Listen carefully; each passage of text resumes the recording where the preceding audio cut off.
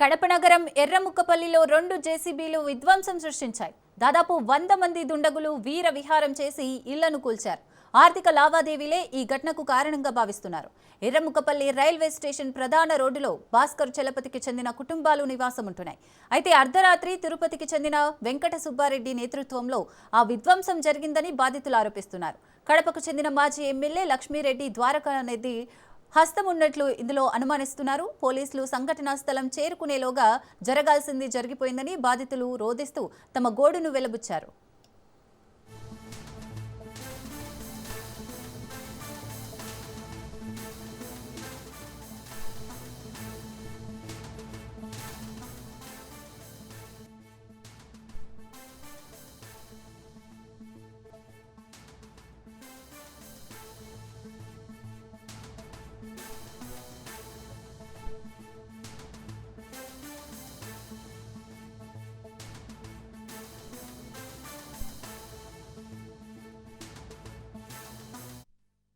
దగ్గర 100 మంది, చాలామంది 100 మంది పైన తాగి వచ్చి 2 జేసీబీలతో వచ్చి ఇల్లంతా కూల్చేసినారు.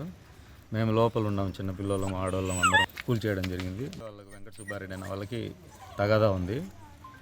వాళ్ళకి ఎలాంటి అప్పు కూడా లేము. మేము దౌర్జన్యంగా ఇక్కడ కడపలో లక్ష్మీరెడ్డి అనే వ్యక్తి, తర్వాత ద్వారకనాథ్ రెడ్డి అనే వ్యక్తి, ఇది వాళ్ళ దగ్గర కొన్నిట్టు తప్పుడు డాక్యుమెంట్లు చూపించినారు. అది కూడా పంచాయతీ జరుగుతుంది. ఎమ్మెల్యే వాళ్ళ బంధువులు కూడా మాట్లాడడం జరిగింది. కానీ ఈరోజు అనుకోకుండా వచ్చి మొత్తం ఇల్లంతా కూల్చేసినారు. ఏ చిన్న వస్తువు కూడా బయట తెచ్చుకోలేము. బండ్లు కానీ A to Z మొత్తం కూల్చేసినారు. కరెంటు కూడా అట్లేదు, సప్లైలో ఉంది. చిన్నపిల్లలు ఉన్నారు, ఆడపిల్లలు ఉన్నారు, ముసలాం ఉంది. అయినా కూడా ఎంత చెప్పినా కూడా వినకుండా అందరు తాగిండారు. ప్రతి ఒక్కరు తాగిండారు, గంజాయి తాగిండారు. ఎవరు కూడా వినే పరిస్థితులు లేరు. ఈరోజు అర్ధరాత్రి 11-12 గంటల మధ్యలో కొంతమంది రౌడీలు అయితే మా ఇంటికి వచ్చి జేసీబీలు పెట్టి ఇల్లంతా దొల్లి చేశారండి. అదేవిధంగా మమ్మల్ని కొట్టడానికి కూడా వచ్చారు. మా దగ్గర సెల్ ఫోన్లు కూడా లాక్కున్నారు. చాలా అన్యాయంగా అయితే ప్రవర్తించారు.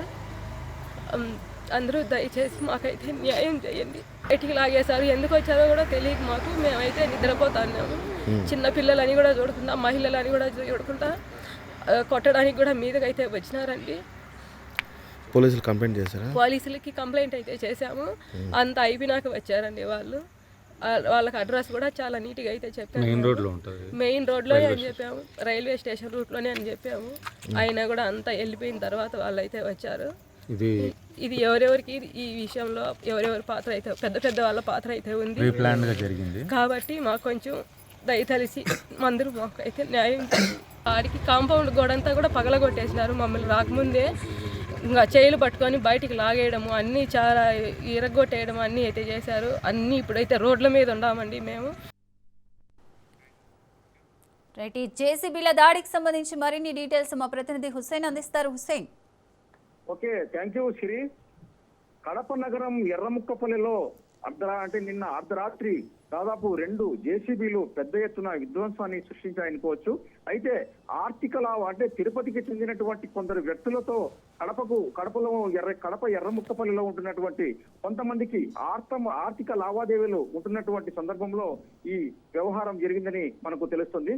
అయితే కడపకు చెందినటువంటి భాస్కరు తర్వాత మాధవి దంపతులకు సంబంధించినటువంటి ఈ కుటుంబానికి తిరుపతికి చెందినటువంటి వెంకట సుబ్బారెడ్డి అనేటువంటి వ్యక్తి దాదాపు గతంలో 20 లక్షల రూపాయలు ఇవ్వడం జరిగిందనేటువంటిది బాధితుల ఆరోపణ. అయితే ఆ డబ్బులకు సంబంధించి దాదాపు 1 కోటి రూపాయలు ఇచ్చినట్టుగా కూడా వీళ్ళు చెప్తున్నారు. అయితే డబ్బుల వ్యవహారంలోనే తిరుపతికి చెందినటువంటి వెంకట సుబ్బారెడ్డి అనేటువంటి వ్యక్తి దాదాపు 100 మంది దుండగులతో కలిసి అర్ధరాత్రి కడప నగరంలోని ఎర్రముక్కపల్లెకు వచ్చి అక్కడ ఉంటున్నటువంటి ఈ వీళ్ళ నివాస స్థలాలపైన టోటల్ గా 2 జేసీబీలతో విధ్వంసానికి దిగారు.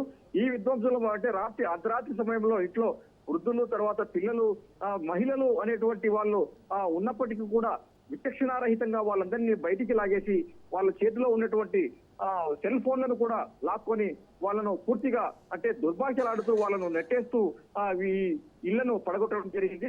ఈ 2 జేసీబీలు విధ్వంసం సృష్టించినటువంటి తరుణంలో బాధితులు బాధితుల కుటుంబాల్లో మాధవి తన సెల్ ద్వారా పోలీసులకు సమాచారము అందించే ప్రయత్నం చేయగా కూడా ఆ బాధితులు అంటే ఈ దుండగులు అడ్డుకున్నట్టుగా కూడా బాధితులు చెబుతున్నారు.